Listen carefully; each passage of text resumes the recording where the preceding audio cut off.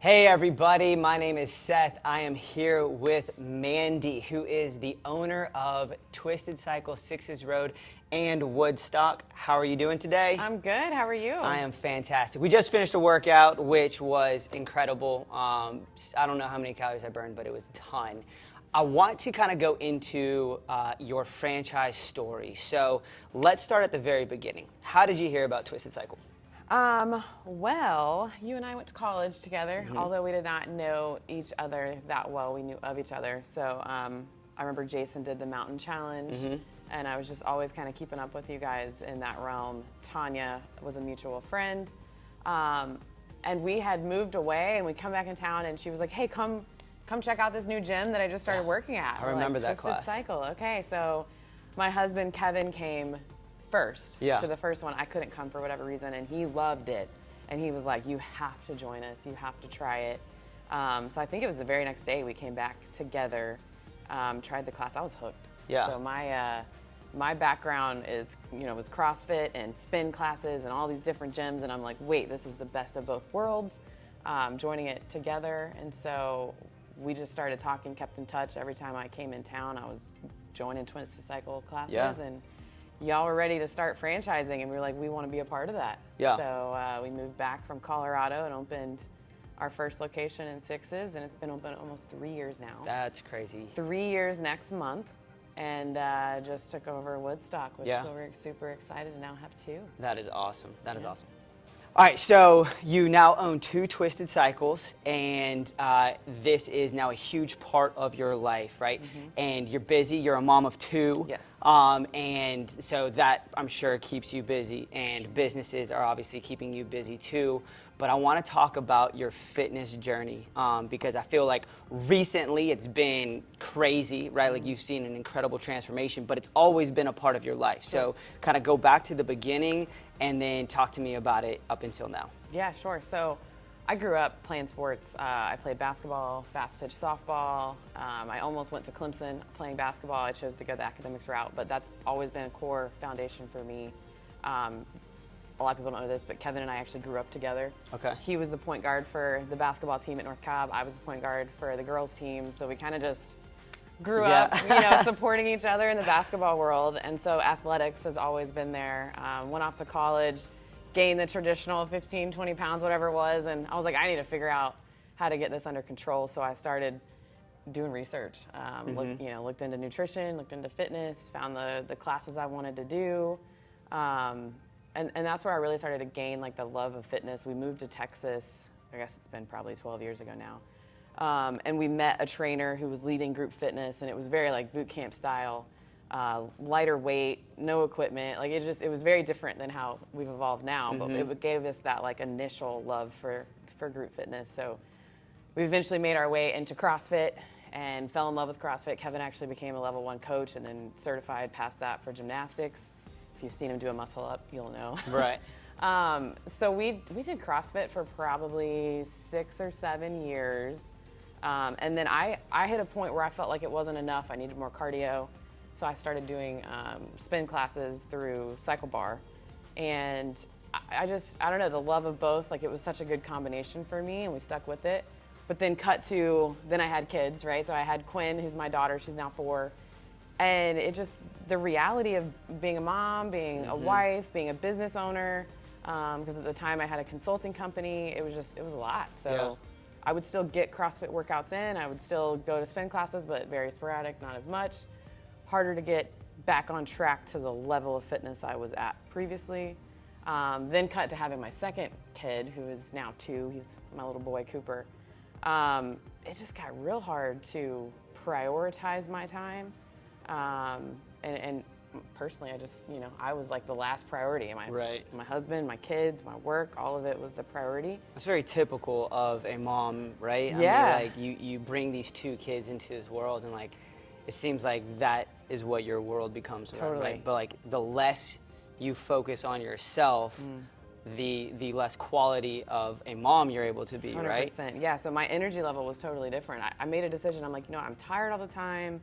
I'm not present like I wanted to be. So you can't fill somebody else's cup till you fill your own. Right. So I finally had to take a step back and realize, like, what do I need to do to take care of myself? And by taking care of myself also includes like longevity. I want to be Right. around for a long time. And so obviously health and fitness is a huge factor of that. If you want to be around for, 100 years, whatever it is, and see your kids and your grandkids and their kids, you got to be healthy. You Right. gotta take care of yourself. So that's when I really made the decision, okay, I'm a mom, that's no longer going to be my excuse. I'm going to make time to take care of myself so then I can properly, pour into my kids, pour into my marriage. Talk to me about like the breaking point, right? When you said like, I decided to make this decision. What was the maybe pivotal moment that made you say, enough is enough, I'm tired of feeling this way? Like, was there a moment that you're like, tomorrow it starts? Yeah. My husband told me how much he weighed. Okay. The truth of it, I found out how much he weighed, and I was like, wait, you lost weight? Like, you weigh less than I thought you did? And he had lost 20 pounds over the course of like a year and a half just by trying to lean out and doing different things kind of on his own without me even noticing, because it was such a gradual thing. And then I Right. realized that I weighed more than him, and I was like, So for me personally, that's what did it, and it kind of like jump-started my mentality and saying, all right, I'm gonna be dedicated. I'm gonna get back to feeling the way I want to feel and not weigh more than my husband. Like, that's Right. not something I wanted to be. And then once I got back into it, it was just an immediate burst of energy. Right. Like, I immediately felt better. And then it became like this addiction, right? Like, you're like, all right, I'm feeling better, my energy's better, I'm losing weight, I'm feeling better in my clothes, I'm more confident, I'm more comfortable. Now it's just like, it fuels me. Right. Like, I look forward to it every day. It's and so that the result, my transformation has just been a byproduct of just fueling it. And it's just my outlet, it's my stress reliever, it's all the things. So your story, I feel like, is almost every mom's story, right? Like when you birth a child, you then put yourself second, right? And a lot of times by doing that, you end up not even putting yourself second, you just completely forget about yourself, right?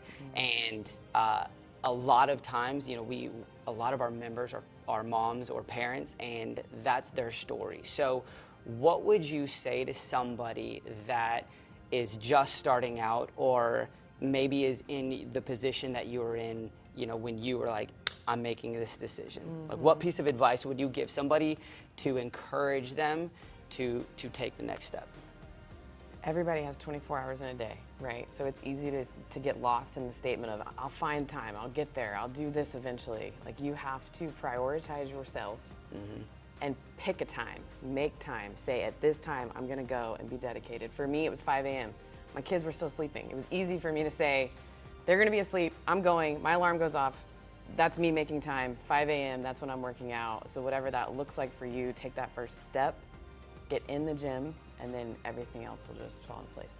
And I think a lot of times people always think about the finish line rather than just starting, right? Like if they say like, I've got 20, 30, 40, whatever pounds to lose, and it seems like it's such a big gap that it's almost too hard or too difficult to even start because of how far they have to go.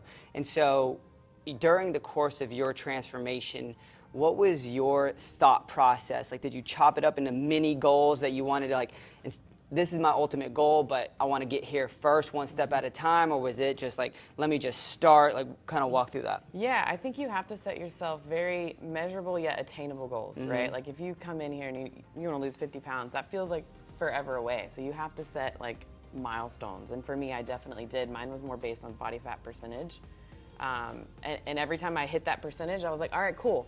What's a realistic goal for me to hit in the next month? And I just kept chipping away at that goal. So whatever that is that from a mindset standpoint keeps you, disciplined. Would you typically set it like 1 month goals just because you knew like there's a finite amount of time? Yeah, and make it realistic, I mean, don't give yourself grace. Yeah. You can't, it's very difficult to set aggressive goals, especially right at the beginning. If you're trying to establish new habits, make those goals attainable so that you can get those habits in place to really reach them. And I think that most people think that the achievement of the goal is the victory rather than just progress. Yeah, and I'll be honest, I have hit my goal and I keep doing goals. I no longer have a weight loss goal. I'm just more of a maintenance. But it's, if you can hit your goal, there's always something to improve upon. So it's like, even if you feel like your goal is so far away, just always have a goal. It's a lifestyle, right? Like, let's be 1% better every day. So there's always a goal to set, no matter what your goal is. It might not be weight loss. It might be just increase energy, lower stress, build muscle. There's always a goal to set. And I think you touched on a very good point where a lot of times when people think about the fitness industry, they think about weight loss, right? But you may not want to lose weight. You may want to build muscle. You may want to stress relief. You may just want an hour-long break to yourself. You know, you may want the community. You may need to be just around other like-minded individuals. And so, you know, I think that a big part of progress is really just being in a different setting, doing something for you, and then maybe just receiving the benefits from that. For sure, absolutely. Yeah, I mean, the community, I look forward to walking in the door and seeing members and staff, and it like rejuvenates me, you know, and you're with like-minded people. Everybody is just encouraging and wants everyone to succeed. I feel like I know my members' goals, I know my staff's goals, and we're all just kind of rallying behind each other to support and encourage, and who doesn't want to be a part of that? Right. And I think a cool part of that is that their victories you get to share with, right? Absolutely. And so it's like they win and you get to win at the same time. And you said this word earlier, like addicting. And I think that is definitely part of Twisted Cycle's tagline, but at the same time, winning in any capacity is addicting. And when you've got a community of people and they're all winning, whether it's members, whether it's staff, whether it's yourself, and like we're all kind of rushing towards the same goal just as a community, that becomes addicting and progresses even faster. Absolutely, yeah. All right, so we just talked about how community is so important and kind of the ecosystem of the Twisted Cycle studio, right? So what advice would you give to other studio owners or staff members or even future owners in terms of creating and cultivating that community? Yes, I mean, I think just caring is the number one thing I could think of. Like, I genuinely care about my members and their progress and what they're doing outside of the studio. I like knowing their lives. I like knowing how many kids they have, how many, you know, what their names are, what sports they do. I think just having a genuine curiosity for the people who you surround yourself with, it goes a long way. It's enjoyable. It makes me look forward to walking through the door. I see my friends, you know, that's the biggest thing I would say is, like, you just have to genuinely care, and hopefully it is coming from a genuine place. For sure. You just want to be around the people who share goals. From a business standpoint, if I'm talking to other business owners, it's really important to, you know, lead by example, and you know, I kind of express that with my staff, and I know everything going along with their personal lives and how to encourage, and you know, everybody's different. Everybody has different ways to motivate them, and kind of learning those different personality traits and what motivates and encourages others. I think that really sets the tone for the studio, and then it translates from, you know, from me to my staff, but then also from the staff to the members, because they're cultivating that same culture. I can honestly say my staff genuinely cares about our members. I mean, they have developed a level of friendship that it doesn't even feel like a staff member relationship. It just feels like friends, you know. You go out to lunch, you go support each other at different events. So I think that obviously helps with retention. You know, if you're friends and you want to be around everybody, then you want to stay a part of that community, and monetarily that just kind of comes with it. You know, you keep members around, you keep the money coming in. Right. So do you feel from a business standpoint, with caring, genuinely caring about your staff and your members, but you caring about your staff, that flowing to the members, you're responsible for the staff retention based off of your level of care, and then your staff feeling that level of care then flows down into the member, which then helps with member retention? Absolutely. Yeah, and I would say majority of my staff has been with us since day one. And I think that is, you feel it. Yeah. You feel it when you walk in the doors of either of our locations. Yeah. Well, and I think with, similar to like friendships, right? So you've kind of talked about that. The longer you're friends, the better friends you typically become, right? And so because staff, you said, has been there for almost day one, you know, and it's almost 3 years. So like these are 3 years of friendships that have flourished and flowed into now multiple studios. Yeah, I mean, and we've had people who've had babies and marriages and different life milestones, and we've all kind of celebrated and rallied around each other, and that also happens with our members. I mean, we've had members that just recently got married and having babies, some currently pregnant. Like, I can name off all these different milestones that are going on within our gyms. Yeah. Cool. Hey, it has been so good to sit down with you, talk about this. I love what you are doing inside of your studios with your staff. We see it, and just taking this workout, I see the studio, the energy, the love. You had a ton of staff members here just wanting to be part of it, right? And I love that. And I think what you are doing embodies exactly what Twisted Cycle should be. And so this has been super cool to just sit down and talk with you, find out some of these details and have these moments. Awesome. Thank you. Yep. Thanks for having me.